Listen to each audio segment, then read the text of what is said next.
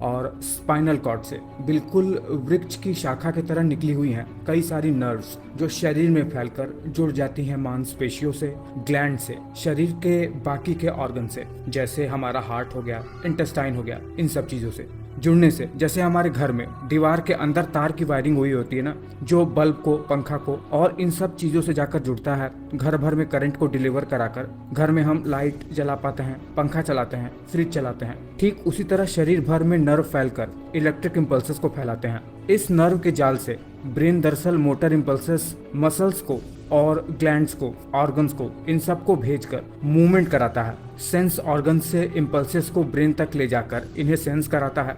अब देखिए, अगर इस पूरे सिस्टम में कहीं भी कोई गड़बड़ी हो गई, अगर ब्रेन मोटर इम्पल्सेस भेजकर मसल्स को कॉन्ट्रैक्ट कर ही नहीं पाता है, मसल मूवमेंट हो ही नहीं पाता है, मसल फंक्शन लॉस हो जाता है, तो व्यक्ति को पैरालिसिस होता है, जिसे लकवा मारना भी कहते हैं हम लोग। इन शॉर्ट, अगर शरीर में स्केलेटल मसल से नर्वस टिश्यू का कनेक्शन खत्म हो जाए या फिर नर्वस सिस्टम किन्हीं कारणों से मसल को सिग्नल न दे पाए कॉन्ट्रैक्ट होने के लिए, तो इसे ही पैरालिसिस कहते हैं। और ये कई कारणों से हो सकता है। अब ये लकवा परमानेंट भी हो सकता है, टेम्पररी भी हो सकता है और कम एंड गो भी हो सकता है। डिपेंड करता है कि लकवा किस तरह का है। चलिए जानते हैं कि ये होता कैसे है।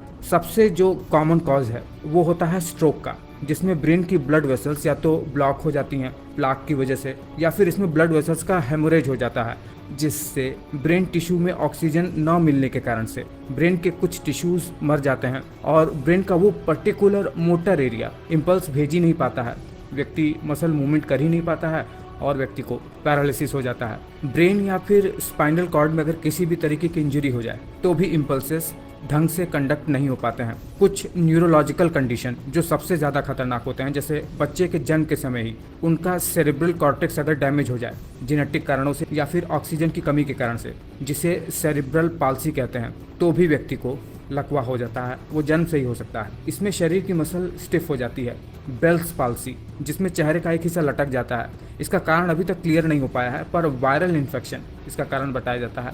मल्टीपल स्क्लेरोसिस, जिसमें नर्व के ऊपर की माइलिन शीट वही डैमेज होने लगे, या फिर एएलएस जो स्टीफन हॉकिंस को हुआ था, जिसमें व्यक्ति ज़्यादा दिन तक जी तो नहीं पाता है, पर स्टीफन हॉकिंस एक एक्सेप्शन रहे जो इतने ज़्यादा दिन तक जीवित रह पाए एएलएस बीमारी होने के बावजूद भी। पोलियो की वजह से, ऑटो इम्यून डिजीज़ की वजह से या फिर पार्किंसन के कारण से किसी को लकवा मार सकता है। कुछ केसेस में एपिलेप्सी के दौरे के बाद भी टेम्पररी पैरालिसिस कुछ लोगों में देखा जाता है। शरीर के एक